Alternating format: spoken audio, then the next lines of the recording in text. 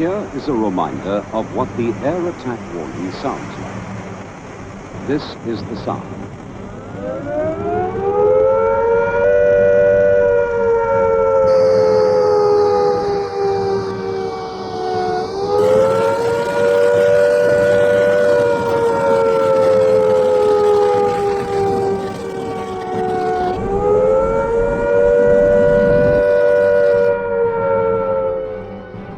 When you hear the attack warning, you and your family must take cover at once.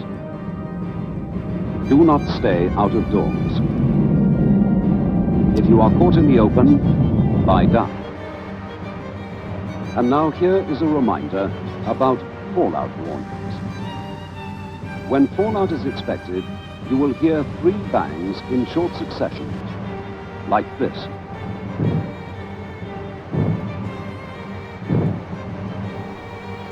Russian invasion of Ukraine is imminent.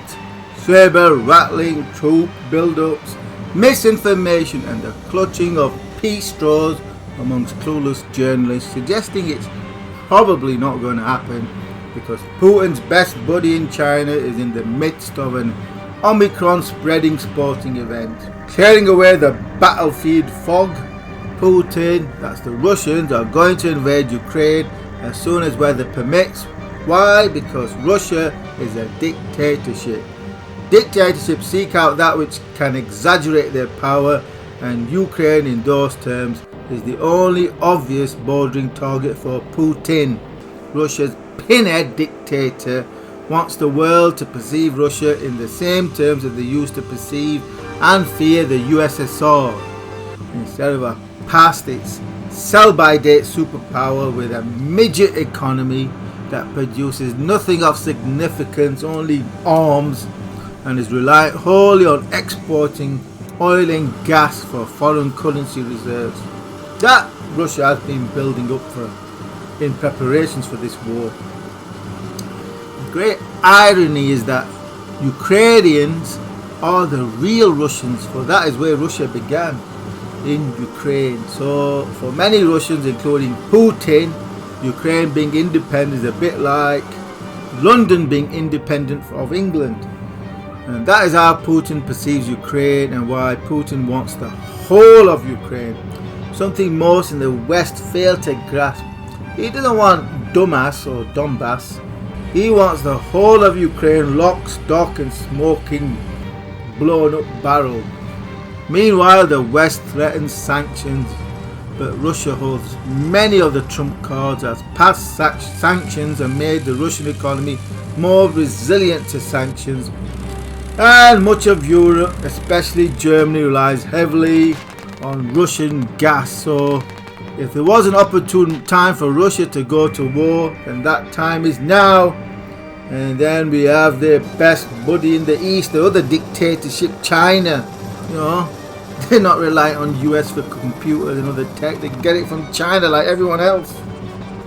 And so could begin a chain reaction of actions and reactions that ultimately risks leading to World War III, as what came to be known as World War II sprung from the Japanese attack on Pearl Harbor, trying to capitalize on Germany's war in Europe.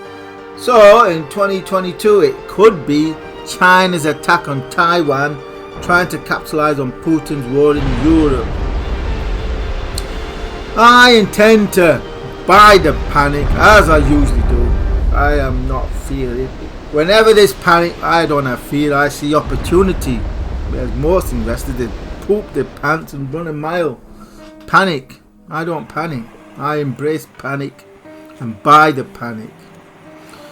And we have an eye on accumulating exposure to Russian stocks via JP Morgan's Russian Investment Trust, GRS. I'll probably start buying at £5.46, but only light buying. The bulk of it will be much lower down, say below below 5. Yes, it could fall even further than 5, all the way down to 250.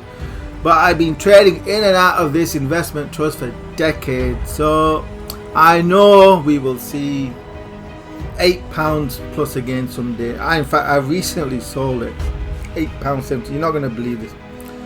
I bought during the Crimean War in 2014, piled into GRS, and I sold a few months ago at £8.72.